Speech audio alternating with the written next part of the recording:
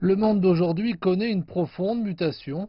En tant que plus grande économie en développement et nouveau pôle qui exerce une influence grandissante sur l'Asie et sur le monde, l'influence de la culture chinoise reste cependant très en retard.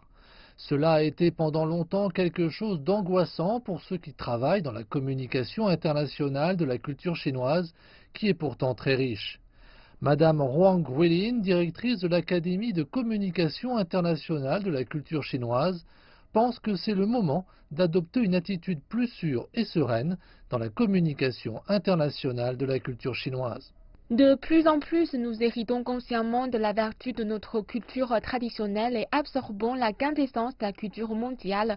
Nous avons aussi résumé toute l'évolution de la réforme contemporaine en Chine. Nous avons donc une grande confiance. Le professeur de l'université de Beijing, Zhang Yiwu, dirige aussi le centre de recherche des ressources culturelles. Il a indiqué dans son discours qu'il convient de partager la culture chinoise de façon réelle et intégrale pour qu'elle soit plus acceptable. Pour lui, la culture chinoise, qui est riche et vive, mérite une bonne communication internationale. La culture chinoise jouit d'une tradition culturelle qui n'a jamais cessé d'évoluer pendant 5000 ans. C'est une source précieuse qui forme notre mentalité.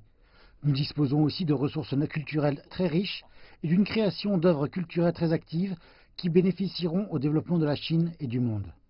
Le professeur de l'Institut national des langues et civilisations orientales et inspecteur général de chinois du ministère de l'Éducation nationale Joël Bellassène a présidé le forum du 25 novembre dans un chinois parfait.